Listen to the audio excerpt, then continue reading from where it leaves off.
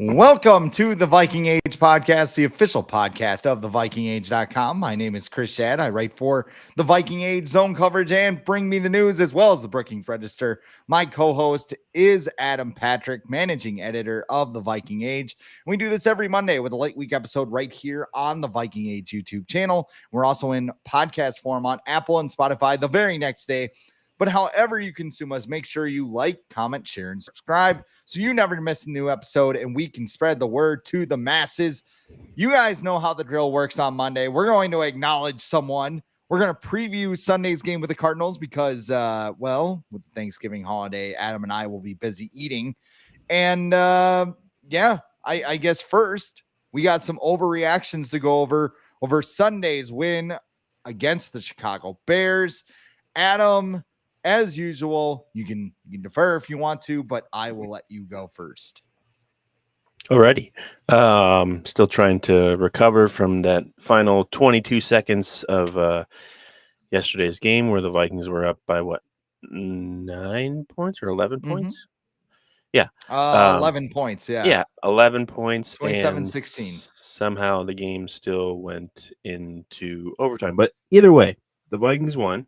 They gutted it out.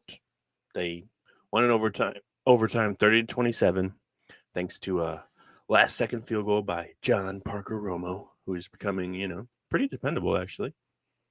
But my first overreaction is the Vikings are the most disrespected team in the NFL right now. So, Chris, after beating the Bears yesterday, do you know what the Vikings record is now?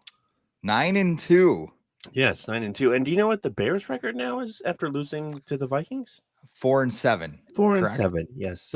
So then why, with the Vikings leading 14-10 at the half yesterday, did the Fox NFL Sunday crew spend almost the entire halftime show talking about Bears rookie quarterback Caleb Williams? I know it's a short halftime show, and so they only have a minute and a half to talk about the actual game after Terry Bradshaw's done fumbling through all the highlights and mispronouncing everyone's name. But for the first minute and 13, yes, because I did go back in time exactly how much time they spent on talking about the Bears. So for the first minute and 13 of a segment that was about a minute and a half, they didn't talk about the team that was leading the game that had an 8-2 record at the time. No, they spent the first entire minute and 13 seconds talking about Caleb Williams and how he performed in the first half.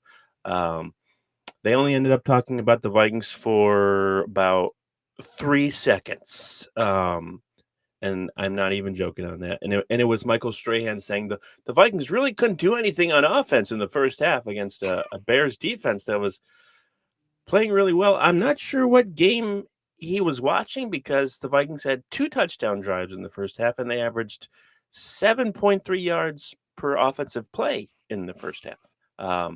Didn't seem like the Vikings were really having many problems on offense, but what do I know? My God, between Adam Archuleta slobbering all over the Titans in the broadcast booth last week in the Vikings game and the favoritism towards Chicago from both the studio and the broadcast crews on Sunday, I'm not really sure what more a 9-2 team has to do to get some praise from the people whose job it is to cover the sport on TV. You know, the Dallas Cowboys got more pub for beating the Washington Commanders yesterday than the Vikings did. And granted, it wasn't a high-profile game. The Bears are kind of on the ropes. I would think that they were probably more tuned into other games just sitting there in the studio, because if I wasn't a Vikings fan, I would probably be watching one of the other games. Also, too, kudos to you for sitting through the halftime show, because I just switched to Red Zone. Fox needs a breath of fresh air in that room. Terry, like you mentioned, Terry Bradshaw, what is he, 80? Terry Bradshaw's 80. Jimmy Johnson is 80. Yep. Who else? Howie Long, who's at least coherent. Michael Strahan and then Michael Strahan. I hate Michael Strahan. With the pat, I know he's Mr. Media, and what is he on? Good Morning America. He was. I don't know if he's still there, but yeah, he was. I don't know. Maybe it's just because of like the gap in his teeth he used to have, like when I was a kid. Can you Like fix it? I can't stand him. I cannot stand Michael Strahan. Like I don't feel like those guys add anything. And like Hey, I can't watch the pre-show. I can't watch anything on Fox just because that's what they are right but now. Like sometimes they have Gronk on. So, that adds even that's like more their analysis. attempt to get a McAfee in there. Like I like Gronk overall. Like I Yeah, he's don't. funny. Okay. Maybe I like him in not a because those podcast. USAA commercials are. I They're like him oh my in god. podcast form. I think I just saw a clip of him and Edelman are doing like a podcast now called like the Dudes or something, because of course that would be the name. And he talked about how he like got banned from hosting recruits at Arizona because the one time he did, he and the recruit got like chased down by a police helicopter and they had to like hide behind dumpsters and stuff. And I'm like, yeah, that sounds about right. So I'm like, yeah, I like this Gronk, like where he's telling those stories, but I honestly don't care about his football They analysis on Fox. it's the most canned football analysis you can get. It's Like pretty bad. it's just old man football just back in my day in the And Terry 70s or even Bradshaw called Patrick Mahomes Patrick Holmes yesterday, like mm, the best player in the NFL. He called him Patrick Holmes.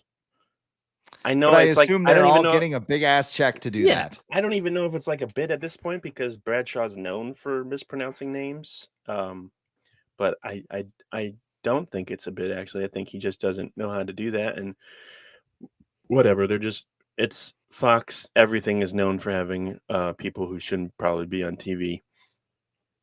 And Fox NFL Sunday is continuing that tradition. But don't worry, we'll get to see them I think twice this week because the Thanksgiving game too on Thursday. So it's great. Tommy DeVito against Cooper Rush.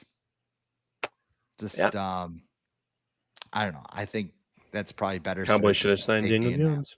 They should have. Hey, speaking of Daniel Jones, that's a great segue because that is my takeaway from our biggest overreaction to Sunday's game. And that's if Daniel Jones ever wants to start in the NFL again, he should sign with the Minnesota Vikings. And he was released on Friday. So this was after we recorded everything with Aaron Schatz and then my preview of the Bears. But everybody's probably going to get fired in New York now. Like Daniel Jones, they thought Daniel Jones was a franchise quarterback after chopping up Ed Donatell's defense. They're just not very good in general. Like you think the Giants could use Saquon Barkley right now? I know he's a running back, so just better put that up there right now. I mean, like people are like just discovering Saquon Barkley's been good this year. Like, should he be in the MVP consideration? Yes, he should. Like he is. I know he doesn't have touchdowns because he falls down at the one all the time, and Nick Sirianni gets hard over the tush push. But I mean, what are we doing? Like the running backs, you could just go get like Joe Shen too. Like you could just go get one in the 5th round. I got Tyrone Tracy, and he can't hang on to the ball because that's why he's a 5th round running back. Like you had one of the biggest playmakers in all football in your backfield, the one guy who is worth a fuck on that offense. Come to think of it, and I know you got your offensive linemen. You got. I can't even name any of the offensive linemen you signed in New York. Evan, congratulations. Evan Neal, what is it? Umanor or whatever? Congratulations. That'll be great for the next GM that comes in. Offensive John genius. Runyon Jr. Yeah. Offensive genius. Brian Dable souped up Daniel Jones to throw 15 touchdowns one year. Offensive, just like Kyle Shanahan. I can turn Brandon Allen into a quarterback. Oh, you got your ass kicked in Green Bay. Congratulations. Like, I don't know, man. But as far as Jones goes, Adam Schefter said on Sunday, Daniel Jones wants to join a contender, and the Vikings and the Ravens are the most likely suitors. No offense to the Ravens. The Ravens are just kind of weird overall as an offense. Like everybody credits John Harbaugh like for Lamar Jackson, but like their entire offense is basically whatever Lamar Jackson wants to do.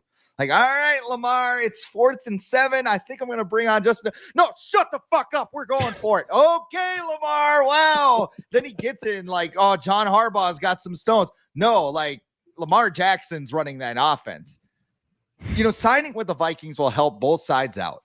I think, because Sam Darnold went down with an injury, and I guarantee you, if you were watching that game, your first reaction was, oh shit, here comes Nick Mullins. And Nick Mullins converted that, what was it, 3rd and 13 on a check down nonetheless. He checked down to Aaron Jones. It was awesome. But I mean, you sign Daniel Jones, you get a very good look at him for 2025. And when you look around, like, I know a lot of Vikings fans will look at Daniel Jones and be like, oh, he sucks. Well, he said the same thing with Sam Darnold, first of all, and I'll get to that in a second. But, I think Daniel Jones can benefit from coming and learning in under Kevin O'Connell and that whole Sean McVay tree. Like, look at the quarterbacks that so far have resurrected their career. Baker Mayfield, he spent like a month with Sean McVay at the end of the 2022 season, goes to Tampa Bay, and he's a franchise quarterback now. You think MVP Cleveland would... you think Cleveland would want him back right now? Maybe you shove all that little pettiness stuff under the bridge and you don't sign Deshaun Watson. Speaking of petty and Baker Mayfield, did you see his celebration yesterday? I did. That was incredible. It was very aggressive. Yeah. But he was like, but I mean, that dude is going to get paid again in 2026 again, because he already got his first payday, 3 years, $105 million. He's in line to get another big contract from the Buccaneers because he's their quarterback now.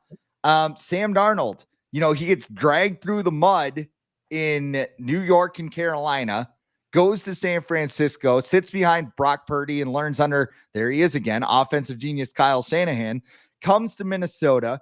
He's got a head coach that believes in him. He's got offensive weapons think of what Sam Darnold did. He pulled 2 fatality drives for the Vikings yesterday, because when they're up 24-6 or 24-16, it's an 11-play drive. It takes nearly 6 minutes off the clock.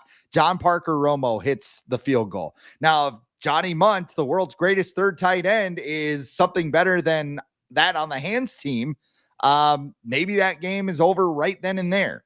And maybe if Brian Flores doesn't play prevent against Caleb Williams in the last, 2 minutes, you got something better there. But, Darnold comes back in overtime when everybody's like, oh, crap, they're going to blow this game. He converts in a 1st and 20 situation on that final drive, leads to another field goal by John Parker Romo to win the game. Like, you think about this. Last spring, he was like, oh, that's the guy that's seeing ghosts. Sam Darnold is one of the best and you want to talk about disrespecting quarterbacks and teams and everything else. Like, everybody out there looks at the Vikings, they go, well, they're 9-2, but Sam Darnold's their quarterback.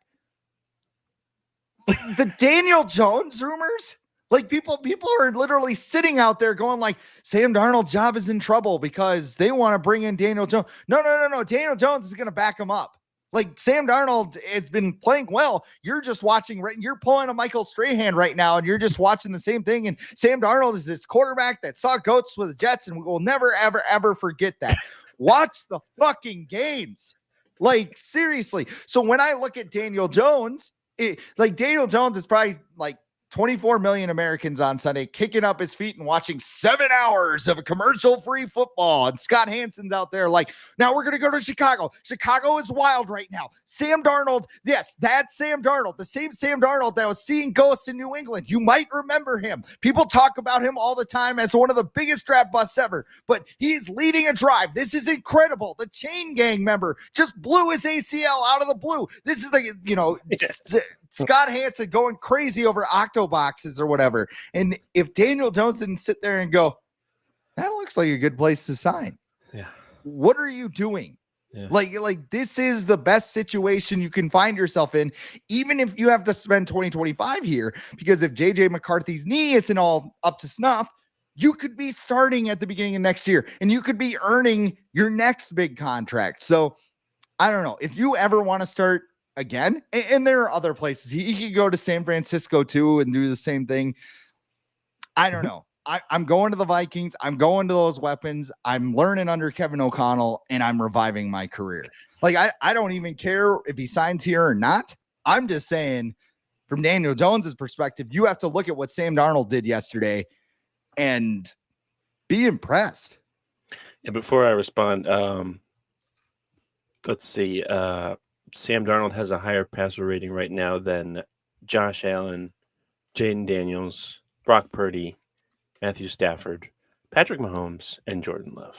But he sucks because he's Sam Darnold. Did you know he used to play for the Jets and saw it goes? I think I heard that. But I think I saw a post the other day. I think it was Pro Football Talk, Mike Florio, because of course it would be him.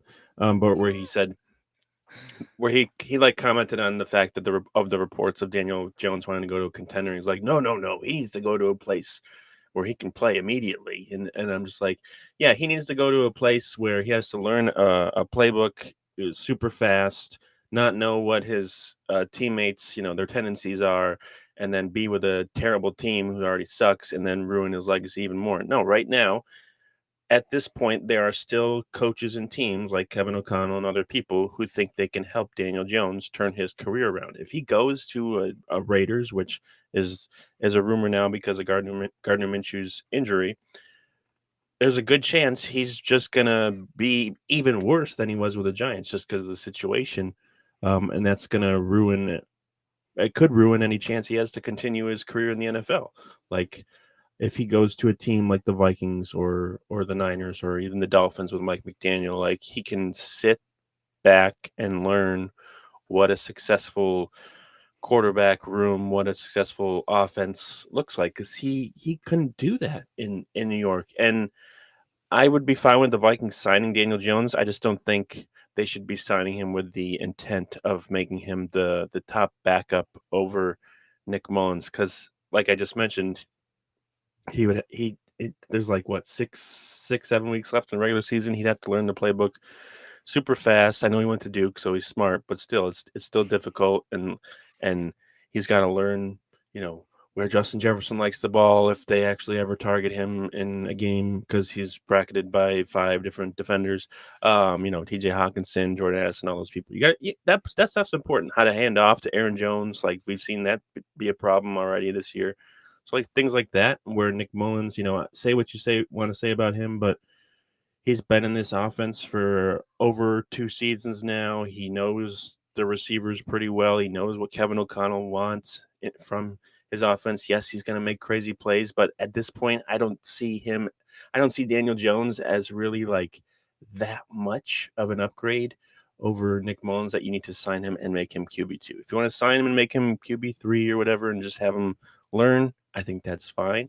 But if you bring him in with the sole purpose of making him the top backup over Nick Mullins, I don't know if that needs to happen right now. Now 2025, go for it. Like go for that. You get a full off season to learn everything and be the backup behind JJ McCarthy. I think that's fine. He'll have plenty of time to learn from Kevin O'Connell, and it's funny to me because like as soon as Daniel Jones was released, I'm like, Kevin O'Connell's got to see this and be like, I can save him. I can save him. He's like, he's having flashbacks of the Hard Knocks clip where he's like, He's right, getting cut. sit down, you're cut. He's like, oh, okay, all righty then. So yeah, I'm not surprised that the Vikings are in the rumors there because I'm sure Kevin O'Connell's just like, yeah, I can fix this guy. Because and why wouldn't he think that? Because he's been able to do that with so many different quarterbacks. If Josh Dobbs was here for a full off season, I would think he would do a lot better than he did in that brief period with the Vikings. Even if he had more time to prepare with Nick Mullins, I think Nick Mullins would have been better. But but yeah, it's fine if you want to sign Daniel Jones. I just don't think making him the QB2 would really make much of a difference. If any, if the Vikings did that. We should probably keep her moving because I kind of went long on my first take. But Yeah. what do you got on your second overreaction? Well, Adam? speaking of Kevin O'Connell, apparently he was under a bit of fire yesterday online and on certain, I don't know, call-in podcasts or YouTube shows. After calling a game where the Vikings scored 30 points and generated over 452 total yards against a Bears team that had the 7th best overall defensive grade from PFF heading into the matchup, so pretty good defense. Did 100% of O'Connell? Oh, well, here's my other reaction, my main overreaction, like the point. Any call for Kevin O'Connell to give up offensive play calling for the Vikings is borderline insanity. Okay. So I did my little intro there, but like, did 100% of Kevin O'Connell's plays work out yesterday? No, of course not. No offensive play caller in the NFL has a game like that. Not Ben Johnson, not Kyle Shanahan, not Matt LaFleur, not Andy Reid. No one. But on Sunday, before Sunday, the Bears had played 27 straight home games where they didn't allow their opponent to score at least 30 points and gained at least 450 total yards. The Vikings did that because Kevin O'Connell is a great, not good, great offensive play caller. Are there times where he should just focus on maybe just converting the short first down instead of trying to get a 20-yard gain all the time?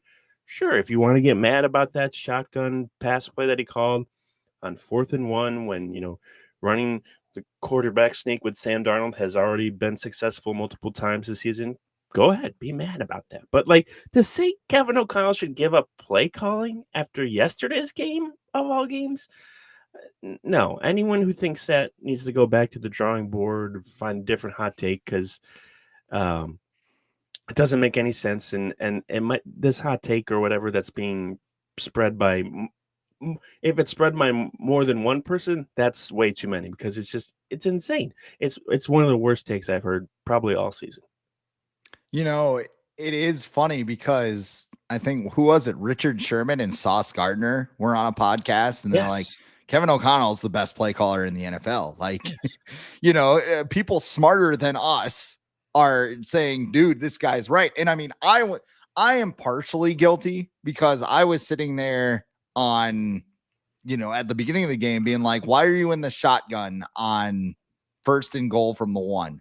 And then, I think there was it was after Jordan Addison's big catch where I'm like, here we go, 3 straight fades and a field goal. Like, I mean, I was a little bit frustrated, but the totality of what Kevin O'Connell has been able to do really the last month, like, it's been dominating the first 3 games. It was dominating time possession, taking what you can give. I mean, if it weren't for Sam Darnold short circuiting in Jacksonville, they blow out that game. They effectively blew out the Titans for what the score looked like.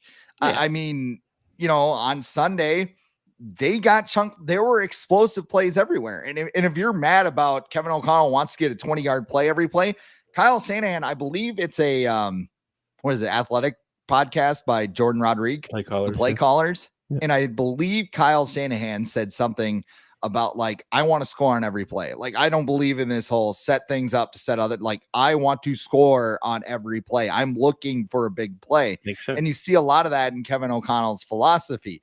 I'll parlay yours overreaction into my next overreaction. And that's basically stop Justin Jefferson at your own risk, because I think it's a signal of how well Kevin O'Connell does call a game in totality. Not just you can judge any play you want in a vacuum. That's fine. But when you look at the broad scheme of things, it's a hell of a job, because the Chicago Bears held Justin Jefferson to 2 catches for 27 yards yesterday. That would be a death sentence in the Mike Zimmer era. Kirk Cousins would be like, oh, golly gee frick, cover 2. I got to check it down. I got to do this. Ham would be the leading receiver. Exactly. The Vikings offense yesterday, you mentioned some of the stats. I got even more for you. Oh, boy. Jordan Addison caught 8 passes for 162 yards and a touchdown. TJ Hawkinson, 7 catches, 114 yards and a touchdown. Aaron Jones ran 22 times for 106 yards in what should have been 2 touchdowns if he hangs onto the ball, which is sending me borderline overreaction. Like, holy shit. They should hire, I think I've referenced this scene before, but you've seen Friday Night Lights, the movie, where like the kid can't hang on to the ball and Tim McGraw comes home with like he's got a thing of duct tape and he just beats the shit out of him. Like, Kevin O'Connell's like this close to like getting at that point. And they set him out for a couple series after that, I feel like, or he kept him. He looked like he was going to cry after he did that. He was like, I like Aaron Jones overall. Oh yeah. Like, I'm glad he got that. He's got Alexander Madison numbers inside the 5 right now. Not anymore. Not anymore. He did score a touchdown later in the game, but overall, 7 different players caught a pass, and your running game went off for over 100 yards and a touchdown for the first time. They managed 7 yards per play. At one point, there were 4 Bears around Justin Jefferson, and Sam Darnold said, oh, Jalen Naylor's wide open for a touchdown. I'm just going to throw it to him, idiots. Like Matt Eberflus can put stopping Justin Jefferson on Sunday on his resume when he's looking for a defensive coordinator job this offseason. But I mean, they cooked. Like Justin Jefferson even said it. Like, you can choose. I mean, either I go off or everybody else goes off. They chose everybody else goes off. Like, that is play calling. That is everything. That's a testament to Justin Jefferson for how good he is, and a testament to Kevin O'Connell for not, keep dialing up. Just like, if you're going to stop them, I'm going to set plays up for everybody else. Yeah. Everybody ate on Sunday. And I don't know if you want to bitch about, shotgun at the one, that's totally fine. You can judge a play call in the vacuum, but like you said, no play caller has a perfect game from start to finish. And, every play amounts to a touchdown. It's just kind of, I don't know. It's weird. And for those people who might be like worried about Justin Jefferson only having 2 catches for 27 yards yesterday, for whatever reason, he struggles at Soldier Field. I was looking last night at the numbers, and he didn't play last season because he was hurt. But in his previous 2 games at Soldier Field, he averaged about 4 catches for about 40 yards. So like, yesterday wasn't really anything different that we haven't seen before from Justin Jefferson. The good news is, the Vikings are playing at home the next 3 straight games, and this season he's averaged about 6 catches and 108 yards, and he's caught 3 touchdowns at home. So I think things are going to get back on track. But yeah, Matt Eberflus, good job stepping Justin Jefferson, because you forgot about absolutely everyone else, including in overtime when T.J. Hawkinson was wide open.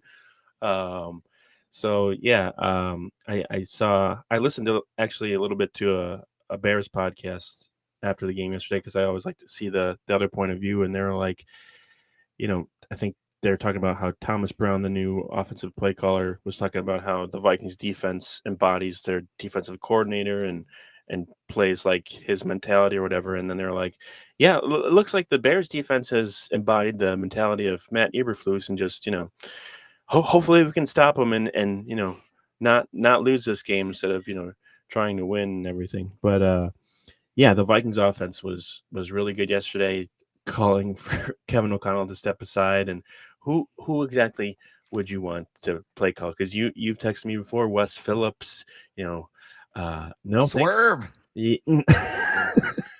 Josh McCown. I should probably cool it on that nickname. Josh McCown. I don't even know if anyone else really actually has play calling experience. Chill out, Cat. Even the cat disagrees with these people. He's like, what the hell, man? Kevin O'Connell. Yeah. All right. So moving on to my last overreaction, which has to do with the game, but also with the NFL in general. Can we stop hiring senior citizens to work the sidelines for one of the most violent sports in the world? I'm not trying to be ageist or anything like that, but I'm like literally concerned for the safety of some of the people who work on the sidelines each week. On Sunday, we had an old guy working the chain gang collapse. No one touched him. He just collapsed, like his knee buckled, or he just lost consciousness. I don't know. He had to be taken off the field by medical staff. Just like, and don't get me started on a $1 billion league still using metal chains to measure first downs, because that deserves a whole separate podcast. But there have been other instances this season, or seasons from the recent past, where we've seen older people on the sidelines get taken off on stretchers. Will Levis destroyed a ball boy's knee this year when he ran into him on the sideline. Like, I'm not saying that accidents still aren't going to happen in the NFL. It's an unpredictable sport, and there will continue to be future collisions on the sidelines. But can we at least stop putting like the most vulnerable people that we possibly can find in harm's way on the sidelines? Like, it's going to get bad soon, because the people in the NFL are getting bigger and stronger, and the people on the sidelines are not. So, like, my God, can we get people that might be able to, like, not that they can take a hit, but not someone who's going to break their entire body if they get, like, tripped by a football player. It's just, yeah. Okay. That's it. Let's add another layer. I mean, dudes were getting crushed yesterday on the sideline. Like AJ Brown I think he got overturned to a touchdown, but like he just smoked like a security guard in the corner. Like I'm and they're not looking. They're like facing this way, and all of a sudden they get like their ankle blown off because they can't see behind them. They're not because they're told not supposed to look behind you. Yeah, Saquon Barkley ran into like a sound guy. He took a big bump. Like they should go like the opposite way. Like don't get like your average athletic guy that can kind of duck out of the way. Get like those like NXT prospects, like Shawn Michaels recruits, like the D1 athletes The that security. can do all the flips. Yeah, he like future WWE champions, but they're just like working the chains. Saquon Barkley comes over, they just do a backflip over him. Like, oh wow, did you like? Crowd goes nuts. Like, the baseball has ball boys that can make like diving stops sometimes and whatever. I mean, I just think it's funny from like the old person's perspective. Like so that guy in the Vikings game, his knee buckles randomly and he just goes down. Yeah. And like he gets up and he's just like laughing, like, oh, my boss isn't gonna believe this story. Hey, remember when I told you I was working the Bears? Meanwhile, the whole broadcast is focusing on him. Yeah. I went to the Bears game and I kind of hurt my knee. I'm not going to be able to come in tomorrow. Like, yeah, we saw on TV. We saw you. Yeah, we all for 30 minutes. And then nobody could figure it out. Like, how does this work? This magnificent. It was like a bartender with a remote when you asked them, hey, can you put the Vikings game? What is this magical device? What is I feel the power. This is like Harry Potter stuff. Yeah, I totally agree with you there. We always try and do like a league wide, and I feel like my first take was kind of thing. So like, there are other things with this game, like Brian Flores's defense. I don't know. I'm not concerned about it. No. Like, I think the Bears I think the Bears did good yesterday of like eliminating the Caleb Williams played really well. He did. It was a lot of short passes, but I mean, he executed that's what you got to do with a young quarterback. It's like, okay, how do I get him comfortable? Coordinator before, my God, what were they? Yeah, Shane Waldron. Have you seen? So there's a clip. I think it was at Media Row, and it was Jackson. Yeah, and they're like asking him about him and Shane Waldron, and he's like, "Oh, he's a nice guy." Yeah, he wanted to know if it was live. Yeah. He asked if it was live too. Here's my final overreaction. Even if it wasn't pretty, the Vikings have been picture perfect over the last month because we've seen the Vikings trip up against teams like they've played the last month before. Remember the 2019 team? They lost to Matt Moore in Kansas City. 2020, they lost to a bad Bears team that effectively knocked them out of the playoffs. 2021, pick your game. Like the Cooper Rush game, right? It's like, oh, we got to play Cooper Rush, and then he destroys us. The Vikings beat the 5-7 Colts, the 3-8 Titans, 2-9 Jaguars, and the 4-7 Bears. And yeah, you can fold your arms, you can stomp your feet, and be all mad about the play calling or whatever. They did what they were supposed to do, even if they didn't get any style points. And I know everybody's looking at the Lions. The Lions, oh my God, they're smoking everybody. Like, oh man, what are we gonna do? I don't care what the Lions do against Indianapolis. If they come in and they kick the shit out of the Vikings, hat tip, whatever. I care about what happens when those two teams meet, because in week 7, the Vikings slapped the Lions in the face. To their credit, they slapped them back, and the Vikings slapped back again and tried to get back. And like, it was a legit fight. No other team has been able to do that. Lions Philadelphia would be pretty interesting right now because Philadelphia is feeling themselves. And Philadelphia is blowing out teams too. They beat a Rams team. Granted, they had a full week to prepare. They had a lot of other things in their arsenal that the Vikings did not have. Exactly. So, I mean, right now, the Vikings are currently slated to face the Falcons in the first round of the playoffs, which, oh boy. You want a juicy postseason storyline. There you go. I mean, I'm excited. Michael Penix versus Sam. When Kirko gets benched, yes. No, I am very excited for 2 weeks from now because I think the show is going to be very entertaining. But I mean, even if they trip up once or twice in the final weeks, and they might because their schedule gets pretty hard. They play the Cardinals outside of a double XP weekend in Call of Duty. So, I mean, that's the challenge. You also have what you have the Falcons, you have a game against the Lions, you have another game against the Bears who made things difficult, but Packers. I think at US Bank Stadium that game's a little different. Packers. Yeah, I mean this could very well be a 12-4 or 12-5 team, maybe even a 13-4 team again. And I'm rolling with it. I feel like the last time the Vikings won 13 games was 2022, right? And I feel like this is a better version of what that team was because they are a tough, bulletproof team that will not quit. Like they're not going to be like you can hang all the Lions wins in the art museum or what. I can't say that word. I can spell it, but I can't. Louvre. Louvre. Yeah, Louvre. I don't know. It's French. Yep. Like the French are assholes. Like let's just move on. Sorry, Rudy Gobert. No, you're not. No, I'm not. but I mean, like, is this team good enough to win a Super Bowl? No. Do they have a killer instinct? It's not looking like it. But I mean, it's like the Ozark clip everybody posts, right? If you're gonna stop them, you have to kill them. Like you have to kill the Vikings because they're not going to quit. And I think looking at that post-game speech by Kevin O'Connell, like these guys are bought in. Like, how could you not be bought in? Because Kevin O'Connell he's dropping F-bombs, he's screaming and everything, which by the way, I prefer the bleeps to like just cutting out the F-bombs.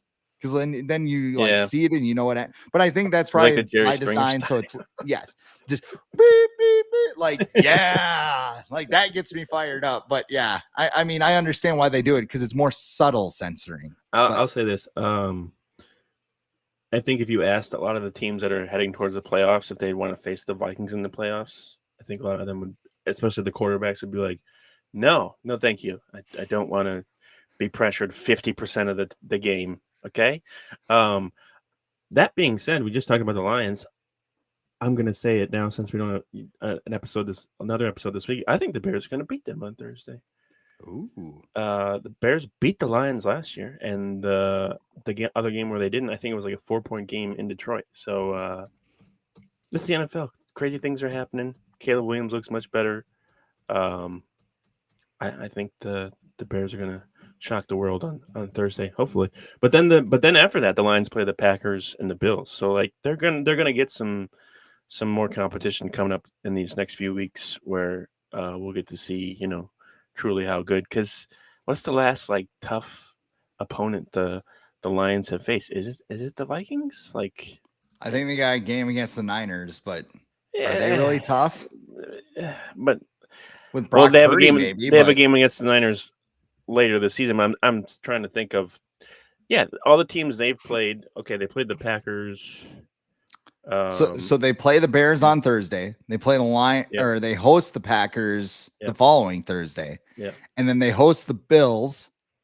Then they travel to Chicago. They travel to San Francisco, and they host the Vikings in Week 18. Yeah. I think that people might not like to talk about it, but I think the number one seed still in contention. It's clearly, obviously, still in contention for the Vikings. They're only a game back.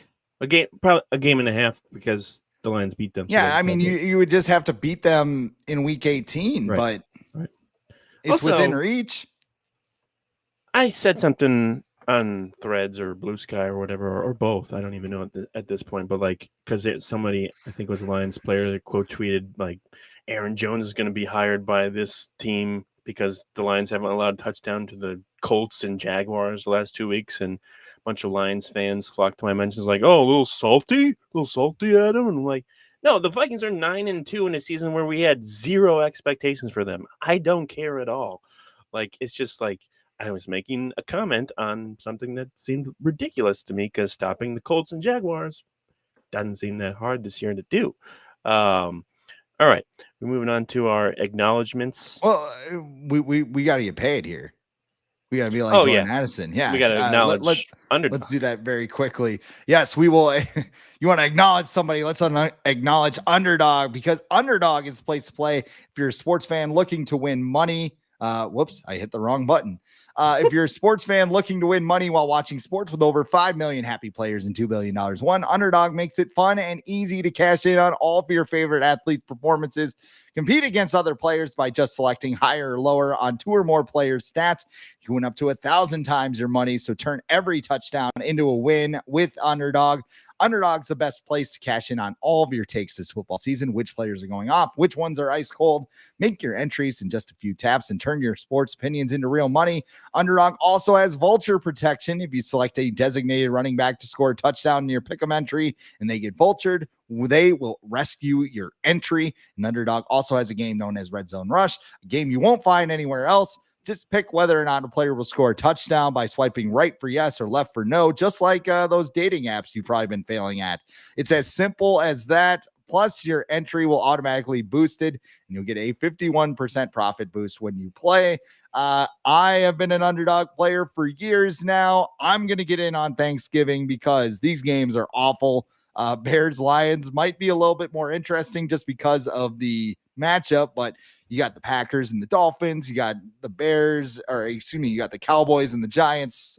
We talked about that a little bit earlier in the show. So go ahead, download the app today, use the code The Age to get $1,000 in bonus cash instantly. Again, download the app today, use the code The Age to get up to $1,000 in bonus cash.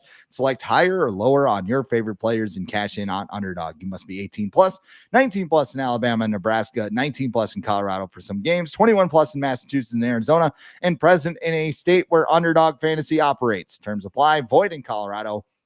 If you are concerned with your play, call 1-800-GAMBLER or visit ncpgambling.org. In Arizona, call 1-800-NEXT-STEP, 1-800-639-8783, or text NEXT STEP to 53342. And in New York, call the 24/7 Hope line at 1-877-8-HOPE-NY or text HOPE-NY 467-369. Okay, now in our weekly segment is time. Did you see what the Jets are doing with their GM search? Who they asked to help them? Is it Rick Spielman? It is the 30. They've enlisted the help of the 33rd team with Rick Spielman and Mike Tannenbaum, who has the greatest ideas. Yeah, Mike Tannenbaum ran the Jets in the ground. Like when people are like, "Oh, what's wrong with the Jets? How come they always suck?"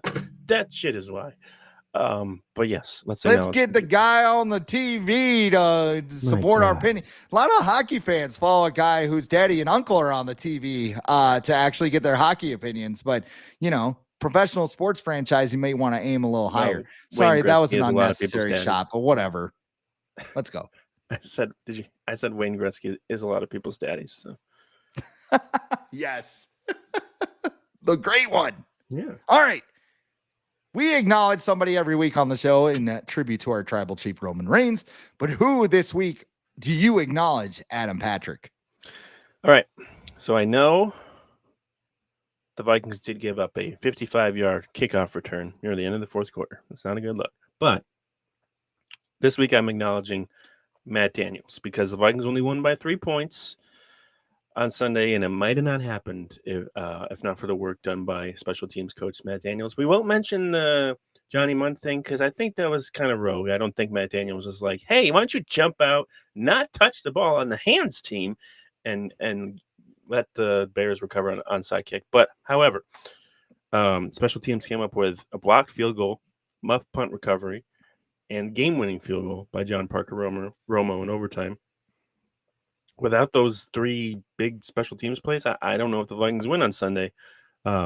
Also, Matt Daniels seems to be a fan of pro wrestling, or at least he was at one point, because in a recent press conference, he compared Romo to The Undertaker and Will Riker to Stone Cold Steve Austin. So it's only right that this week we acknowledge special teams coach, Viking special teams coach, Matt Daniels.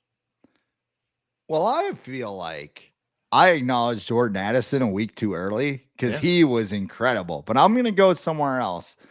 I'm going to go with TJ Hawkinson because midway through this game, I'm like, where is TJ? Like, this is weird. Like, I'm seeing Johnny Mundt. I'm seeing, CJ Ham is out there who actually lost his grandfather like hours before the game. So it was awesome. He was even out there. But TJ Hawkinson, he goes off for, I mean, I explained this, what was it, 8 for 115? I'm looking on my outline here. But Something like that, yeah. yeah, I mean, a big game.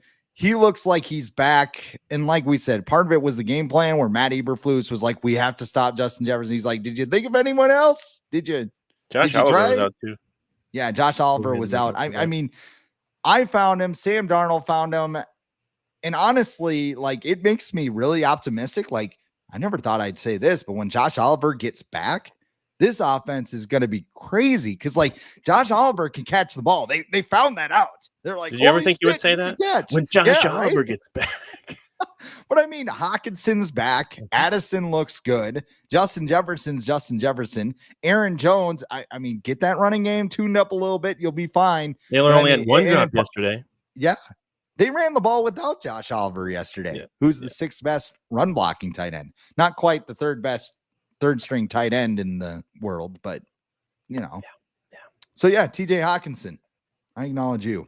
That's good. I thought he might have a breakout game this week. I'm glad he did, and I think it'll help him moving forward. And Sam Darnold knowing that he can find him on the field when in need, because he's what he's really good at is those third down plays. If you throw near the sticks, not in front of the sticks. So they were playing too high at him. I think it's going to be good moving forward to have TJ Hawkinson as another weapon, and it clearly makes a difference for Jordan Addison too, because it didn't seem like the Bears were covering him at all yesterday, which is fine because if he's fast and he gets the ball, he's going to gain 50 yards like he did yesterday all the time. So yeah, that was good. That was good yesterday. So with no show on Friday due to the holiday, I don't know. I might do a short or something if I'm feeling bored or motivated. Don't do it. Oh yeah, you gotta post it. Don't do it. I don't want to post anything. No, I totally get it. But we're probably going to be busy eating. So we're just going to do the preview now. What are you looking forward to on Sunday between the Vikings and the Cardinals? Oh, there's a Black Friday game too. The Raiders and Chiefs. Raiders and Chiefs. Yeah, great. Patrick Mahomes and his satanic bullshit. Yeah, and who's starting at quarterback for the Raiders? Aiden O'Connell? I was right about Antonio Pierce, by the way. I just want to point that out. I did just see that the Raiders are the preferred destination for Shedeur Sanders, and I'm like, and Antonio Pierce is probably like, yes, and they're like, not with you, with his dad.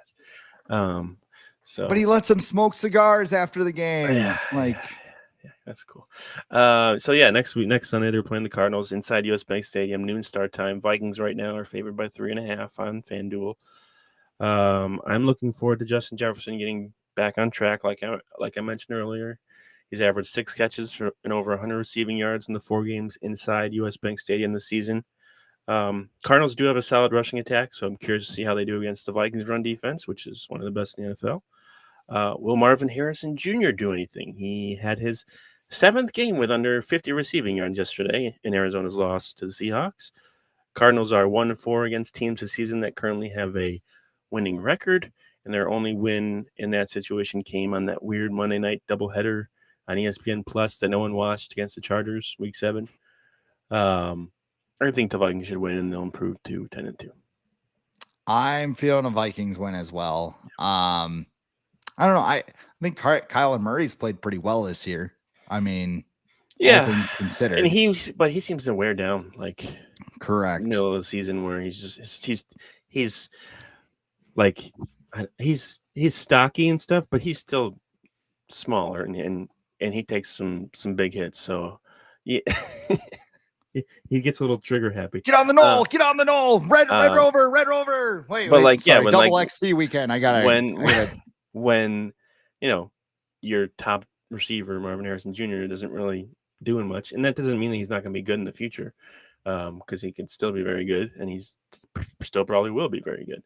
Not everyone's Justin Jefferson or Jamar Chase in their first year, but yeah, I think unless it's interesting because the Cardinals coach Jonathan Gannon used to be with the Vikings for a little bit under Mike Zimmer, and so did their offensive coordinator Drew Petzing. He was with the Vikings for a bunch in the Mike Zimmer era, so they're familiar with the setting. But I think the Vikings will get the job done on Sunday. I'm trying to look up double XP schedule. I can't play Call of Duty because like I get sick.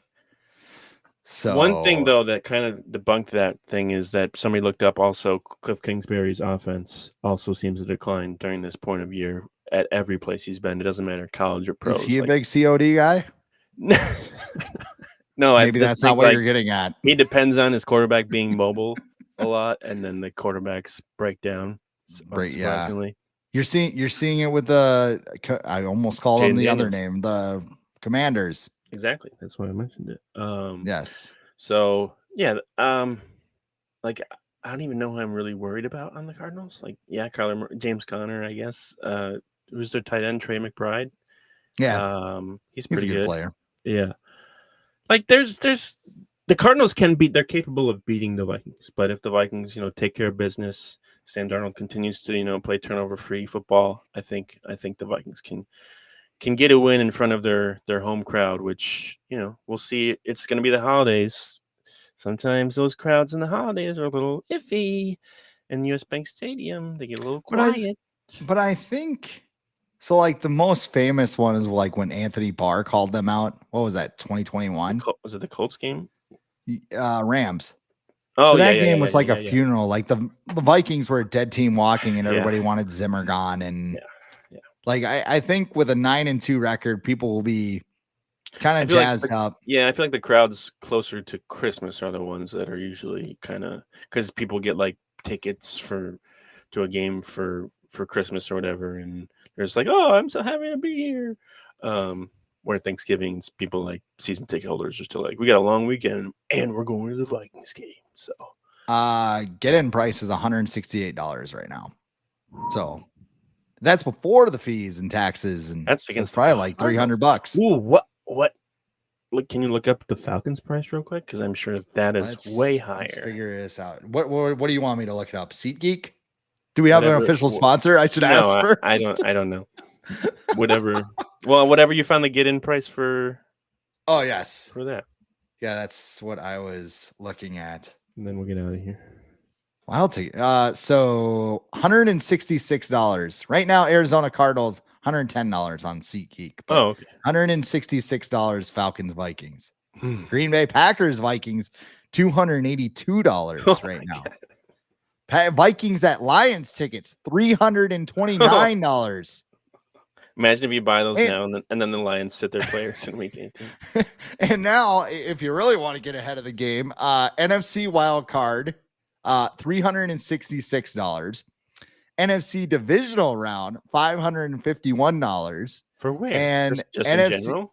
yeah, this is just get in price right now. And then $831 for the NFC championship game. Yeah. No thanks. Hey, on that note, what's going on at the Viking Age right now, Adam? Well, it is Thanksgiving week, so I think we're gonna have some holiday themed posts. We'll react a little bit more to the Bears game yesterday, today, and tomorrow. And then we'll get right into covering the Falcons game. Keep an eye on the Bears and Lions and Packers on Thursday. Packers and Dolphins, sneaky good game because the Dolphins are playing pretty good right now. And yeah, so go check out thevikingage.com. Follow me, Adam Patrick NFL, on Threads and Blue Sky. I'm liking Blue Sky. It's kind of a lot of people have called it like old Twitter, like when it first came around. And I get those vibes. Yeah, I've actually started using it, and not a lot of action. So, No, if you want, got to post a lot. I feel like to get action on there. which whatever, We're old. I mean, we can't be sitting around all day just posting on memes social and media. whatever. Yeah. Yeah. I mean, follow me. I'm at the real Schad. I'm on all of the mediums now. So you got X, you got Threads, you got Instagram, you got Blue Sky. I'm there. You can check me out there. I don't do it. I have a TikTok, but I don't use it a lot. So I don't know. Maybe I'll make a TikTok over the weekend. Who knows? But probably not. Anyway, this is the Viking Age podcast. I am Chris Schad. He is Adam Patrick. We do this every Monday with a late week episode right here on the Viking Age YouTube channel. We're also in podcast form on Apple and Spotify the very next day. But however you consume us, make sure you like, comment, share, and subscribe so you never miss a new episode and we can spread the word to the masses. For Adam Patrick, I am Chris Schad. Have a happy Thanksgiving. And this has been the Viking Age podcast.